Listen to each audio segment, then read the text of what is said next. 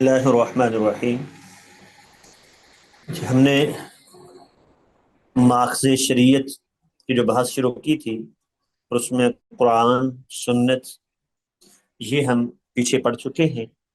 تو آج کا سبق ہے اجماع۔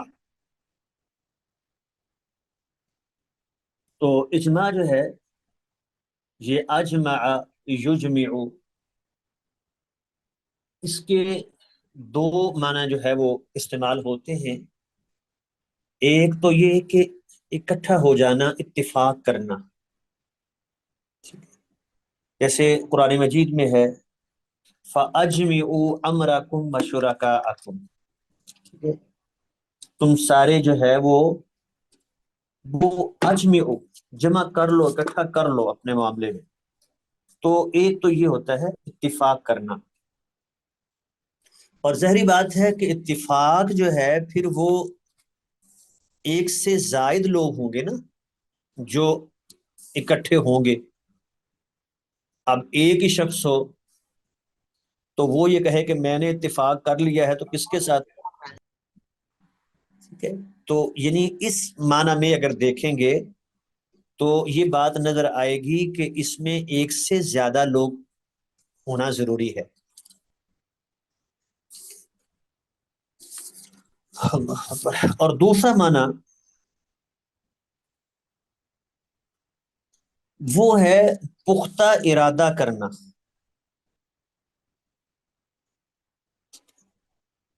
تو جیسے حدیث میں ہے لا صیام لمن لم یجمع الصیام من اللیل، جو رات کو پختہ ارادہ نہیں کرتا یعنی فجر سے پہلے، اس کا روزہ نہیں ہے۔ تو لا صلاۃ لا صیام لمن لم یجمع الصیام من اللیل، اس کا روزہ نہیں ہے۔ تو اب یہاں ارادہ کرنا، پختہ ارادہ کرنا، اس معنی میں بھی یہ استعمال ہوتا ہے، اور اس معنی میں دیکھیں گے تو اکیلا شخص بھی جو ہے وہ ارادہ کر لیتا ہے۔ یہ تو ہوگی اس کی لغوی تعریف۔ اصطلاحی تعریف جو ہے اجماع کی وہ ہے اتفاق جمیع العلماء المجتہدین من امت محمد صلی اللہ علیہ وسلم بعد وفاتہ فی عصر من العصور علی امر دینی۔ ٹھیک ہے، یہ جامع تعریف ہے، اس میں ساری جو شرطیں ہیں اجماع کی وہ آ گئی ہیں۔ اب غور کریں، اتفاق جمیع العلماء، پہلی بات ہے سب کا اتفاق، جس سے معلوم ہوا کہ اگر کسی بات پر، کسی مسئلہ میں چند لوگ جو ہیں وہ اگر الگ ہیں تو وہ اجماع شمار نہیں ہوگا۔ ٹھیک ہے، کیونکہ جمیع المجتہدین کا ہے نا، تمام علماء۔ بعض لوگ کہتے ہیں کہ اگر ایک دو لوگ جو ہیں وہ اس کے قائل نہ بھی ہوں تو بھی اس کو اجماع جو ہے وہ سمجھا جائے گا، لیکن یہ بات درست نہیں ہے۔ تو اس لیے تعریف میں یہ بات کی جمیع العلماء، تمام علماء کا وہ اجماع ہو۔ اور دوسری بات ہے کہ مجتہدین کا اجماع، جس سے معلوم ہوا کہ جو غیر مجتہدین ہیں ان کا اعتبار کوئی نہیں ہے، مجتہدین ہوں۔ اور مجتہد کسے کہتے ہیں؟ کہ جس میں ادلہ تفصیلیہ سے احکام استنباط کرنے کا جس میں ملکہ ہو، اس کو فقیہ بھی کہتے ہیں، اہل حل و عقد بھی کہا جاتا ہے، اہل رائے اور اہل اجتہاد بھی کہا جاتا ہے، اور علماء امت کا لفظ بھی ان کے لیے استعمال ہوتا ہے۔ تو جس میں یہ صلاحیت ہو کہ وہ ادلہ تفصیلیہ، قرآن کی فلاں آیت سے، فلاں حدیث سے، یا ادلہ تفصیلیہ کی بات ہم پیچھے پڑھا ہے نا تعریف میں، ان سے وہ مسائل کو اخذ کر سکے، احکام شریعت اخذ کر سکے، یہ ہے مجتہد۔ تو مجتہدین کا اجماع ہے۔ اس سے معلوم ہوا جس میں یہ ملکہ نہیں ہے، ابھی طلباء جو پڑھ رہے ہیں جن میں یہ جو ہے ابھی قابلیت پیدا نہیں ہوئی، تو وہ کٹھے ہیں نہیں ہے، ان کا اعتبار کوئی نہیں ہے۔ اور پھر من امتی محمد صلی اللہ علیہ وسلم، امت محمدیہ میں سے، یہ اگلی شرط آ گئی۔ اس سے یہ معلوم ہو گیا جو غیر مسلم ہے اس کا کوئی اعتبار نہیں ہے، ٹھیک ہے، صرف امت کے علماء مجتہدین جو ہیں کسی مسئلے پر اکٹھے ہو جائیں، اور وہ ہے بعد وفاتی ہی، رسول اللہ صلی اللہ علیہ وسلم کی وفات کے بعد، اس لیے کہ آپ کی زندگی میں تو ضرورت ہی نہیں ہے اجماع کی، وہاں تو آپ کی ذات موجود ہے، آپ سے رہنمائی مل گئی، جو کوئی مسئلہ پیش آیا آپ سے پوچھ لیا، وہاں اجماع کی کیا ضرورت ہے، وہاں آپ کی ذات ہی کافی ہے۔ اس لیے اجماع آپ کی وفات کے بعد ہوتا ہے۔ اور پھر علی امر دینی، یہ ہوتا ہے دینی شرعی معاملے پر۔ اس سے معلوم ہوا کہ اگر وہ شرعی معاملہ نہیں ہے، شرعی حکم نہیں ہے، تو پھر وہ اجماع شمار نہیں ہوگا۔ ساری دنیا کہتی ہے دو اور دو چار، تو کیا ہم کہیں گے کہ یہ اصطلاحی اجماع ہے؟ نہیں، یہ کوئی شرعی معاملہ تو نہیں ہے۔ تو شرعی معاملہ ہو، اجماع شرعی معاملے پر ہوتا ہے۔ اگر غیر شرعی معاملہ ہو، اس پہ ساری دنیا اکٹھی ہو جائے، تو اس کو ہم اجماع نہیں کہیں گے۔ تو یہ تو اس کی شروط ہو گئی۔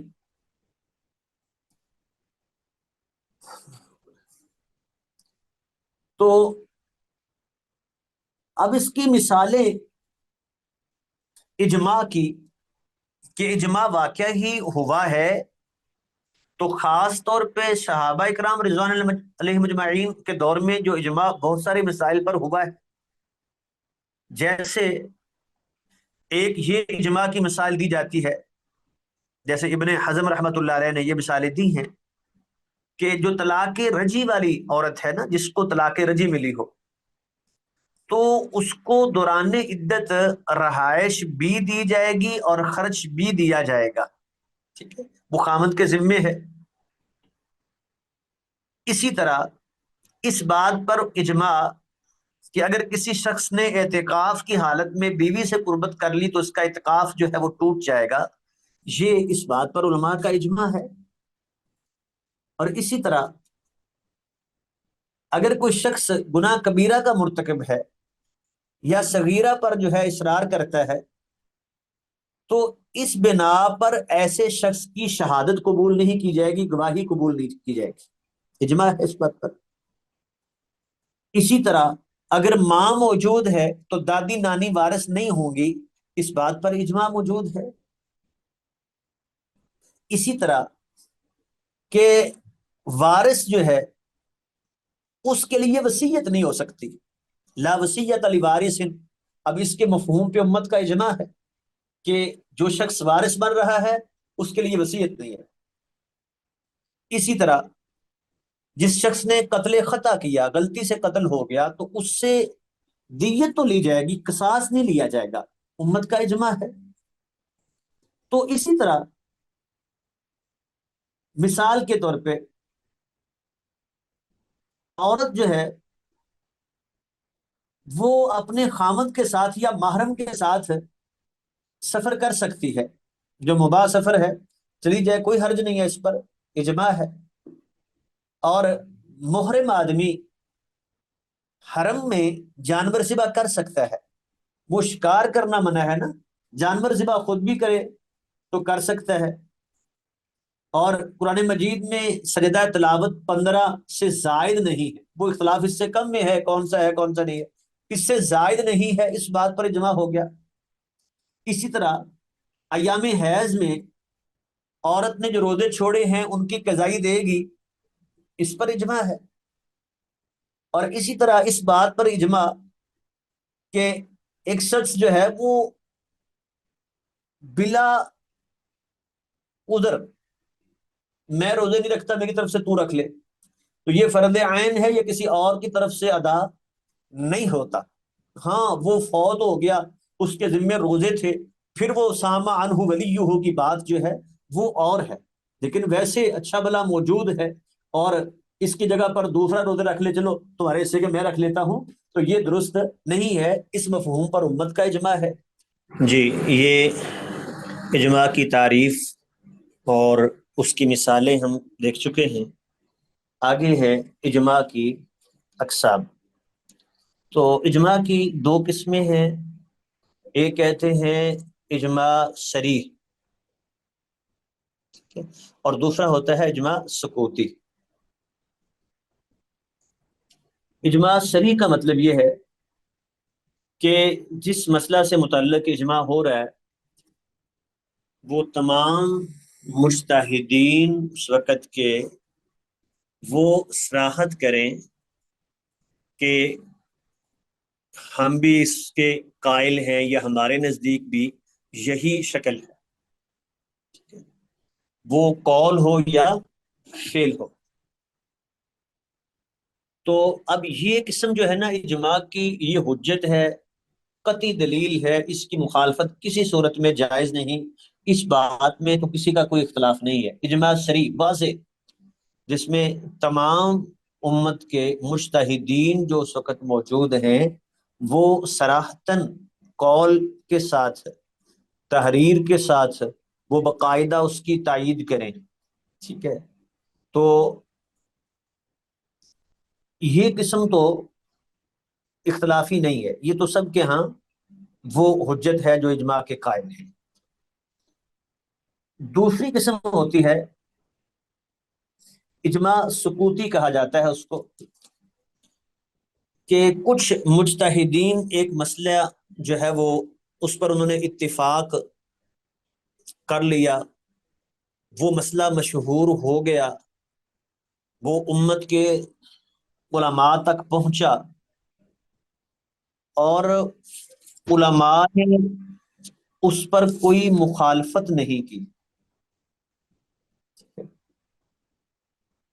اور وہ بھی بغیر کسی وجہ کے یا بغیر کسی ڈر اور خوف کے۔ بعض اوقات ہوتا ہے کہ کوئی معنی موجود تھا، جیسے حاکم کا ظلم، حاکم جو ہے کہتا ہے کہ جو اس کی تائید کرے گا میں اس کو جو ہے سزا دوں گا، یا جو فلاں مسئلہ ہے جو نہیں مانے گا، جیسے وہ امام احمد بن حنبل رحمۃ اللہ علیہ والا قصہ ہے خلق قرآن والا۔ تو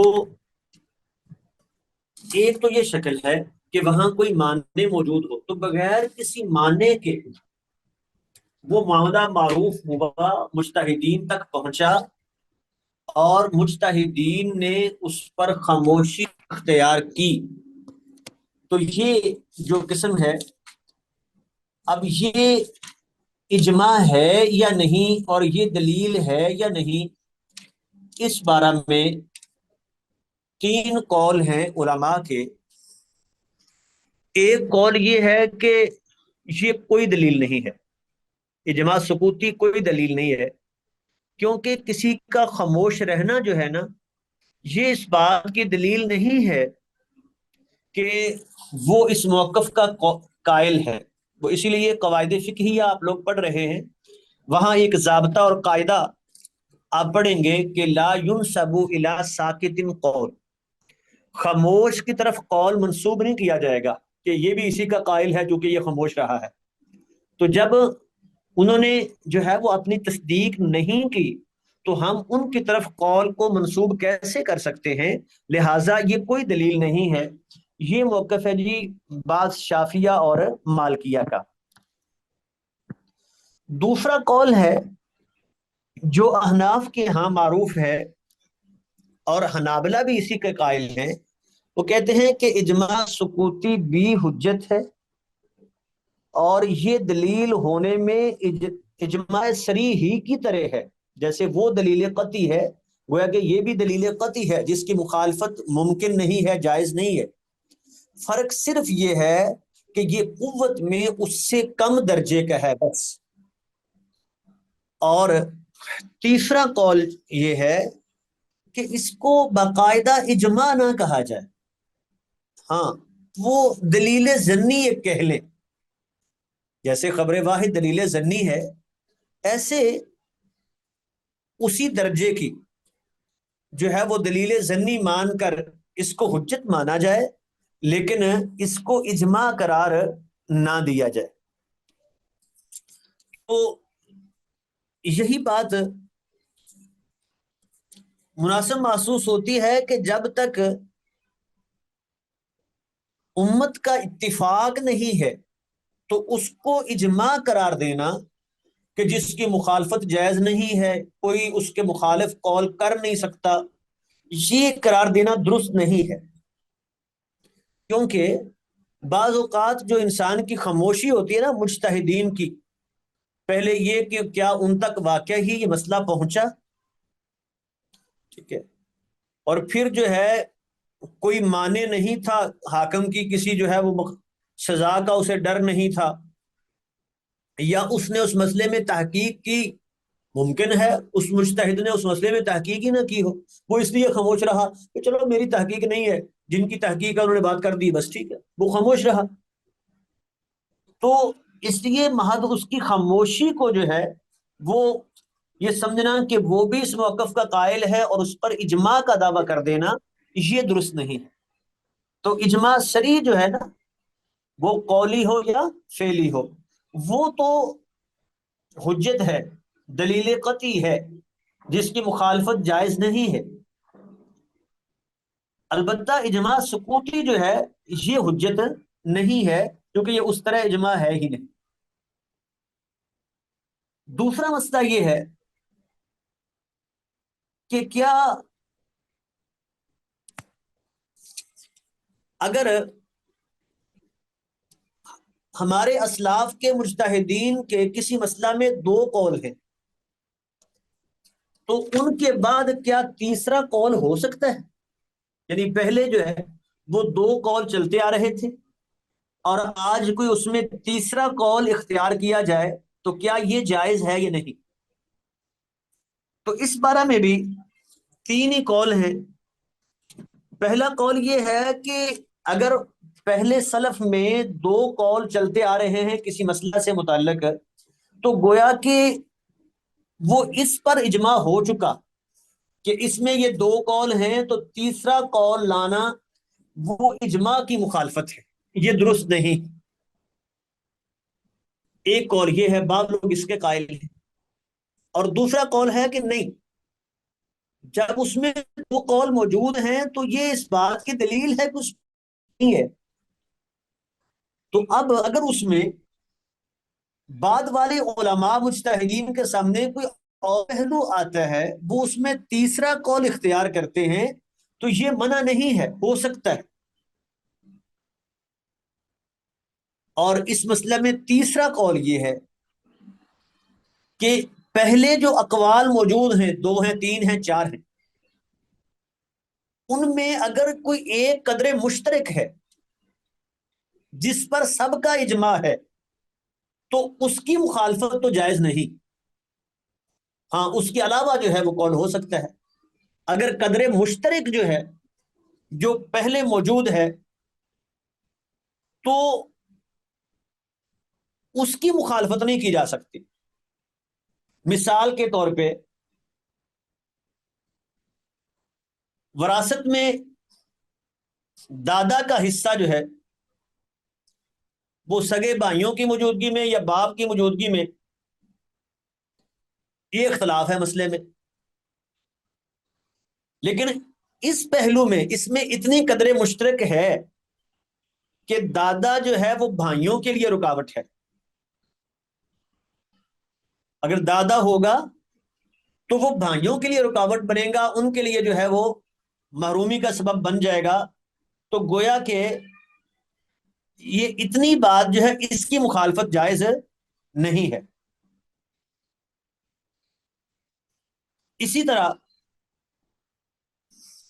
اگر ایک عورت، اس کا خامد فوت ہو گیا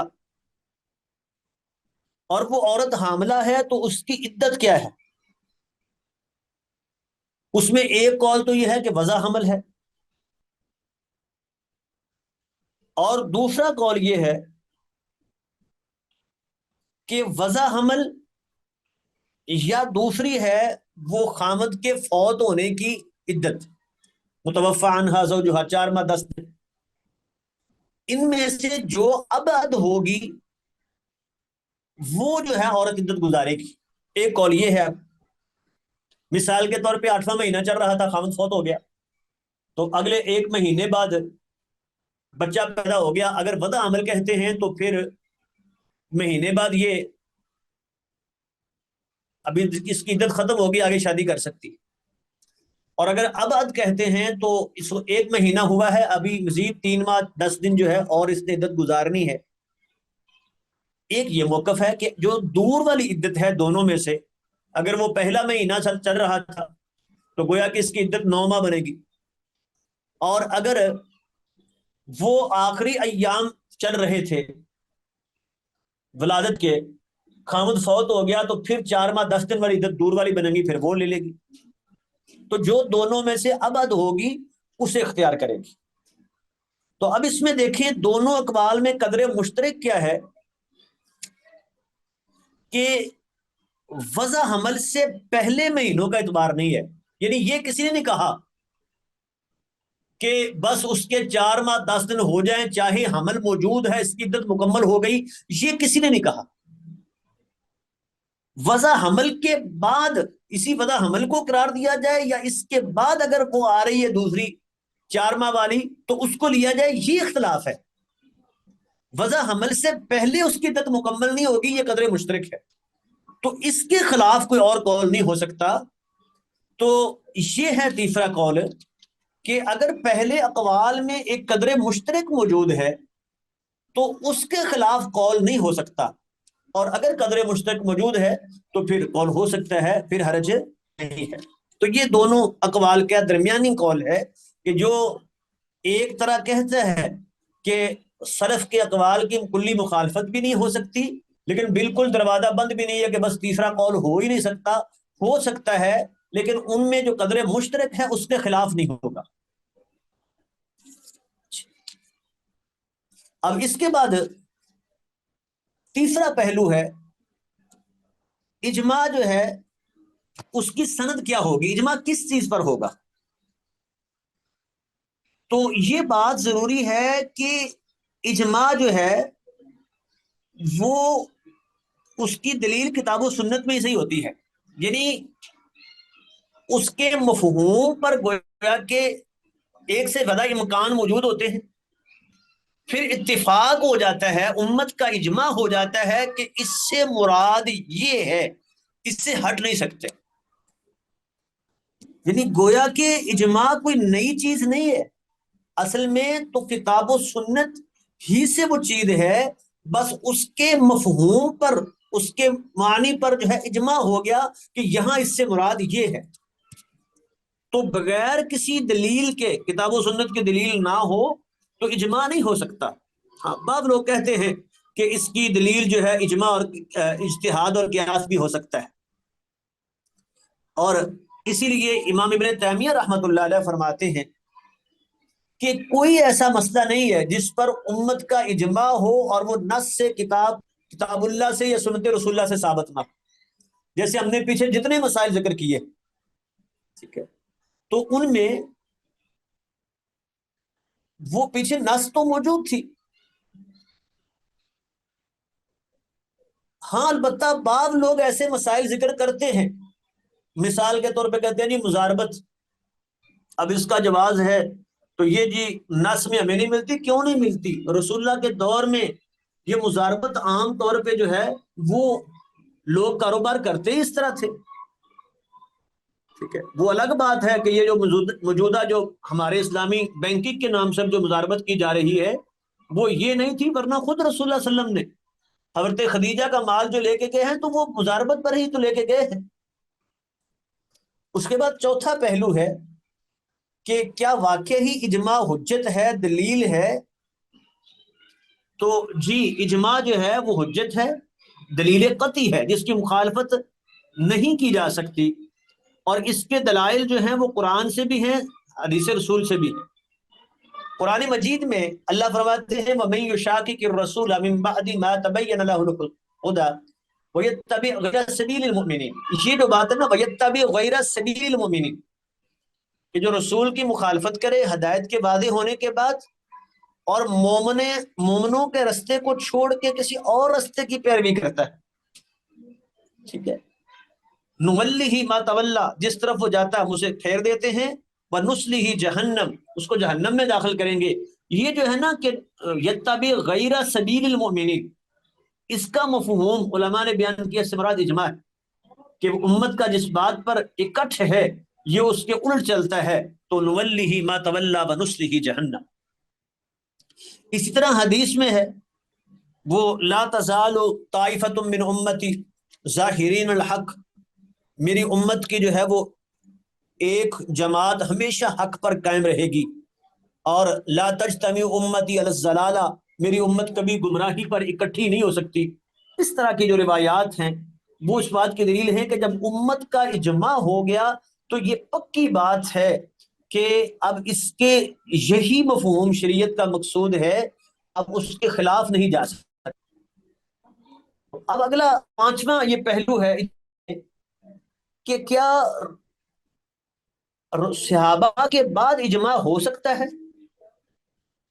پہلی بات ہم کر چکے بیان کہ رسول اللہ علیہ وسلم کے دور میں اجماع کی ضرورت نہیں، کیونکہ وہاں ذات رسول وہ موجود ہے۔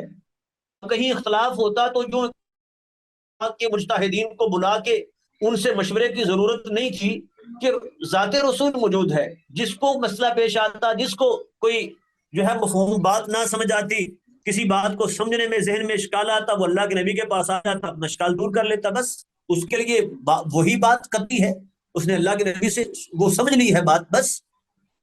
تو یہاں جو ہے وہ ضرورت ہی نہیں ہے۔ ہاں رسول اللہ صلی اللہ علیہ وسلم کے بعد صحابہ کے زمانے میں اجماع ہوا ہے، یہ کوئی شک نہیں ہے کہ دور اسلام اجماع ہوا ہے۔ جیسے خود حضرت ابوبکر صدیق رضی اللہ تعالی عنہ کی خلافت پر اجماع ہے۔ اب وہ مفہوم تو رسول اللہ صلی اللہ علیہ وسلم سے دیگر حدیث موجود تھی نا جس میں تھے، تو گویا کہ اس کا وہ مفہوم جو امت نے سمجھ لیا۔ اسی طرح وہ حضرت عمر رضی اللہ تعالی عنہ نے 6 لوگوں کو مقرر کیا کہ بھائی ان میں سے کسی ایک کو جو ہے آپ نے، یہ آپس میں کسی ایک کو جو ہے مقرر کریں گے خلیفہ، اور پھر امت نے اس کو مان لیا۔ اسی طرح وراثت میں دادی کا حصہ، اس پر اجماع ہوا، صحابہ کے دور میں ہوا۔ مسلمان عورت کسی غیر مسلم سے شادی نہیں کر سکتی، وہ یہودی عیسائی عورت سے مسلمان شادی کر سکتا ہے، لیکن مسلمان عورت شادی نہیں کر سکتی، امت کا اجماع ہوا اس بات پر۔ اور حق مہر کا اگر ذکر نہ ہو تو نکاح درست ہوگا، مہر مثلی ہوگا، یہ اس پر اجماع ہوا امت کا۔ حضرت عمر کے دور میں جب یہ فتوحات ہوئی تو اول تو یہی طریقہ تھا کہ جتنی زمین وہ بھی ہاتھ آئے گی تو مسلمانوں میں جو فاتحین ہیں، جو مجاہدین ہیں، ان میں تقسیم کر دی جائے، جیسے رسول اللہ صلی اللہ علیہ وسلم نے خیبر کو تقسیم کیا ہے۔ لیکن حضرت عمر کے دور میں مسئلہ پیش آیا کہ اس طرح تو لوگ جو ہیں وہ ان کی توجہ جہاد سے ہٹ جائے گی، وہ اپنی کھیتی باڑی میں مشغول ہو جائیں گے، اور پھر وہ زمین کو فاتحین میں تقسیم نہیں کیا، تو صحابہ کا اس پر اجماع ہوا۔ تو صحابہ کے دور میں اجماع ہوا ہے، کوئی شک نہیں ہے، لیکن کیا بعد صحابہ کے بعد اجماع ممکن ہے؟ تو اس بارے میں دونوں اقوال موجود ہیں۔ بعض لوگ تو کہتے ہیں کہ ممکن ہی نہیں ہے، وہ کہتے ہیں اس لیے کہ اب دیکھیے کتنا اسلام پھیل گیا ہے، اب پوری دنیا میں کون مجتہد ہے کون نہیں ہے، پہلے تو یہ فیصلہ کرنا کتنا مشکل ہے، ٹھیک ہے، کہ پوری دنیا میں پہلے علماء کی ایک لسٹ بنائی جائے، پھر دیکھا جائے کہ ان میں کون کون مجتہد ہے کون کون مجتہد نہیں ہے، ٹھیک ہے، پھر یہ فیصلہ کون کرے گا کہ اس میں یہ اہلیت پائی جا رہی ہے یا نہیں؟ اور پھر اتنے سارے علماء کا جمع ہونا اور ایک مسئلے پہ غور کرنا، پھر اس کے بارے میں جو ہے وہ اپنی رائے دینا، اور یا پھر اس تک وہ مسئلہ باقاعدہ پہنچنا، اس کا اس پہ غور و فکر کر کے جو ہے اس مسئلے میں تائید کرنا دیگر علماء کی، تو یہ عملی طور پہ ناممکن ہے۔ اور دوسرا موقف یہ ہے کہ نہیں، ممکن ہے، وہ صحابہ کے دور میں تو ہوا ہے اور آج بھی ہو سکتا ہے۔ ٹھیک ہے، عملی مشکل ہونا اور بات ہے، لیکن کلی طور پہ دروازہ بند کر دیں کہ ہے، ہو ہی نہیں سکتا، یہ ہے ہی نہیں، تو یہ نہیں ہو سکتا ہے۔ جیسے آج کل تو یہ جدید ذرائع ہیں، دیکھیں آج کل کیا ہو رہا ہے، ہمارے ہاں باقاعدہ ایسی تنظیمیں جو ہیں بن رہی ہیں کہ جو سرکردہ علماء ہیں وہ ان کو شامل کرتے ہیں اور ان سے ایک رائے لے کے پھر اس کو مشتہر کر دیا جاتا ہے کہ جی یہ رائے ہے، ایک فتویٰ ہے۔ اب اس فتوے پہ دیگر لوگوں کی آراء آ جاتی ہے اور وہ چلتی رہتی ہے بات، 1 سال 2 سال 3 سال لگے، بات معروف ہوتی گئی، لوگ اس کی تائید کرتے چلے گئے اور اس کے مخالف کوئی قول نہیں رہا، تو اجماع ہو سکتا ہے، آج بھی ہو سکتا ہے، اگرچہ عملی طور پہ ایسا ہونا مشکل ضرور ہے لیکن ناممکن نہیں، مشکل ہے ناممکن نہیں۔ تو یہ تو ہو گیا کہ کیا اجماع جو ہے صحابہ کے بعد بھی ممکن ہے یا نہیں، اور آج کے دور میں خاص طور پہ اجماع ہو سکتا ہے یا نہیں۔ تو اسی پر اجماع کے حوالے سے ایک شرط اور بھی ہے، بعض لوگ یہ کہتے ہیں کہ اجماع کے لیے ضروری ہے کہ اس دور کے وہ جتنے مجتہدین ہیں اجماع کرنے والے، وہ سارے کے سارے فوت ہو جائیں تو پھر اجماع ہو جائے گا۔ تو حالانکہ یہ بھی شرط نہیں ہے، یہ بات درست نہیں ہے، کیونکہ علماء تو پیدا ہوتے رہے، کئی فوت ہوتے رہے، اب کوئی بٹن دبانے سے تو اجماع نہیں ہوتا نا۔ ایک وقت کے جو علماء ہیں وہ اکٹھے ہوئے، اب اس میں کئی لوگ وہ اس دور میں جو ہے وہ اس مجتہدین کے صف میں شامل ہوئے، انہوں نے اس پہ اتفاق کیا، وہ فوت ہو گئے، دوسرے ان کی جگہ پہ آ گئے، تو اب یہ کرنا سارے فوت ہو جائے، کون سا لکھیں گے کہ فلاں فلاں فلاں بندے تھے اب وہ فوت ہو گئے، ابھی جمع ہو گئے۔ اور پھر اس کا فرق یہ پڑے گا کہ اگر وہ ان کے فوت ہونا ضروری ہے تو گویا کہ اپنی زندگی میں وہ لوگ اس کو بطور دلیل پیش نہیں کر سکتے، کیونکہ جمع ہوگا تب جب وہ فوت ہو جائیں گے، تو یہ بات درست نہیں ہے۔ بلکہ اصل جب اجتماع ہو گیا، اکٹھ ہو گیا امت کا، اس کے مجتہدین کا اجماع ہو گیا، تو بس اب وہ ان کی زندگی میں ہی ان کے لیے دلیل ہے، وہ اس کو بطور دلیل پیش کر سکتے ہیں۔ تو اجماع کے حوالے سے جو ہے وہ مسائل تھے، اگلے سبق میں ہم انشاءاللہ قیاس سے شروع کریں گے۔ السلام علیکم ورحمۃ اللہ وبرکاتہ۔